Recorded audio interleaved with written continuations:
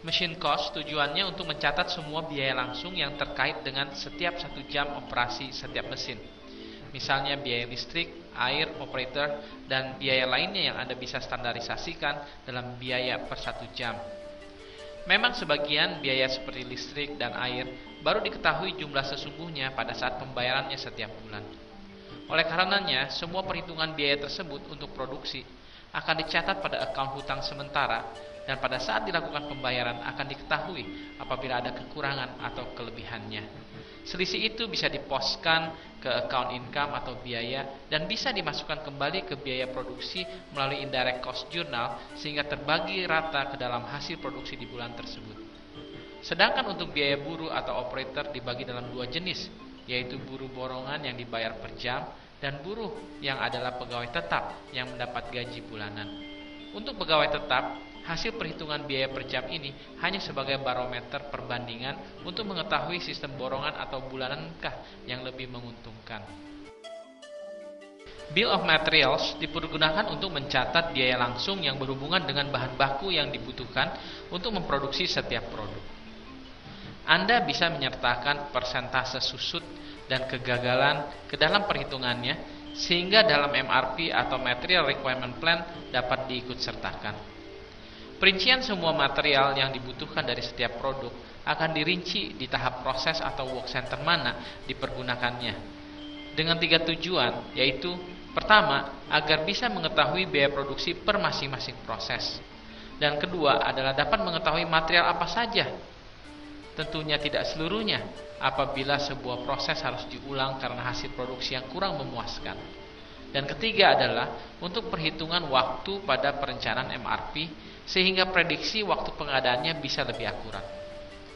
Satuan unit untuk BOM atau Bill of Material ini bisa berbeda dengan satuan unit pembelian. Misalnya untuk material cair, mungkin Anda membelinya dalam satuan drum, sedangkan pemakaiannya bisa dalam satuan liter bahkan mililiter.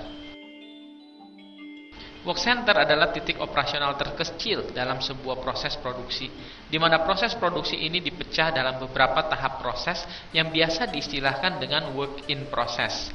Misalnya dalam proses produksi sebuah lemari buku, bisa terdiri dari proses potong, pengecatan, assembling, dan seterusnya. Dalam setiap proses itu sendiri, misalnya proses potong, bisa terdiri dari 1 atau lebih work center. Jadi Anda harus mendefinisikan seluruh fasilitas produksi ke dalam work center.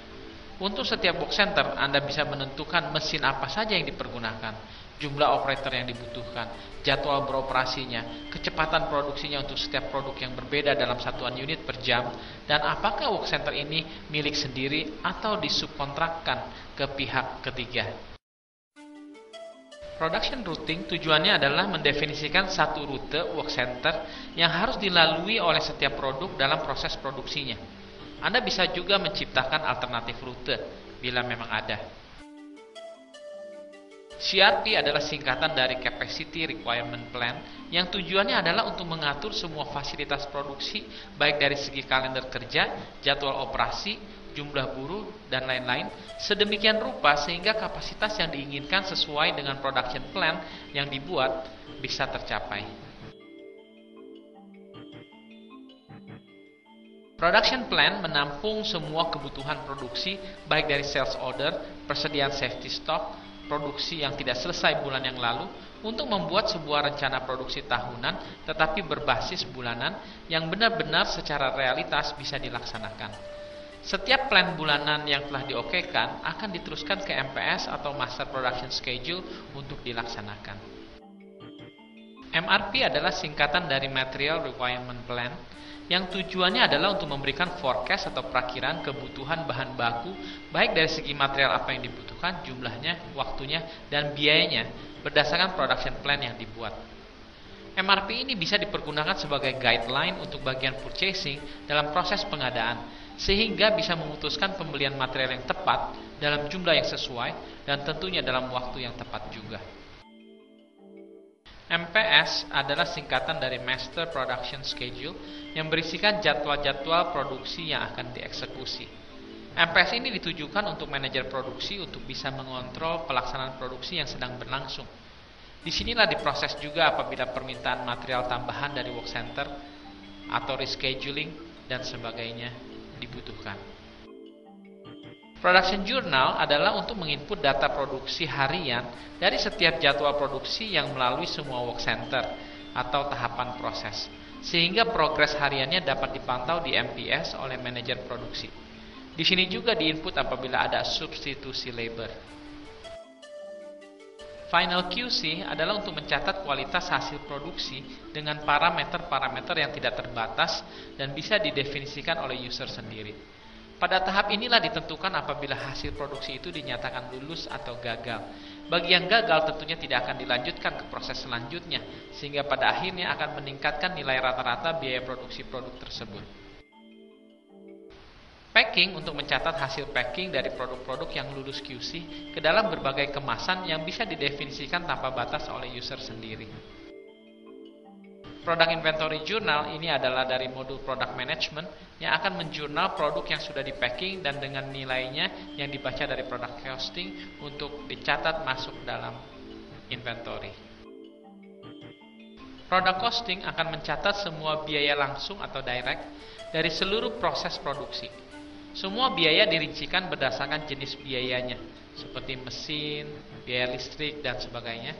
Dan juga dirincikan per work center atau tahap proses produksinya, sehingga akan diketahui di mana terjadi waste atau pemborosan. Pada product costing ini juga tercatat standard cost dan actual cost, di mana standard cost dihitung berdasarkan nilai standar yang diinput pada machine cost, production routing, dan BOM. Sedangkan actual cost adalah dari data harian produksi yang diinput di production journal, final QC, dan packing. Misalnya biaya material, standard cost adalah berdasarkan standard price yang dicatat di material inventory. Sedangkan actual cost adalah berdasarkan harga material yang dipergunakan pada saat produksi dilaksanakan, yang biasanya bisa berdasarkan harga PO atau pembelian, atau moving average atau harga rata-rata. Ditambah lagi apabila ada additional material atau penambahan bahan baku selama produksi.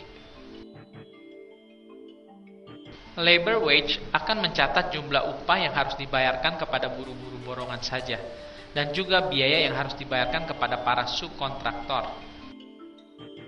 Indirect cost ditujukan untuk memasukkan semua biaya tidak langsung pada setiap akhir bulan menjadi biaya langsung yang akan didistribusikan secara merata atau berdasarkan rumus tertentu kepada nilai produksi dari semua produk yang diproduksi pada bulan yang bersangkutan.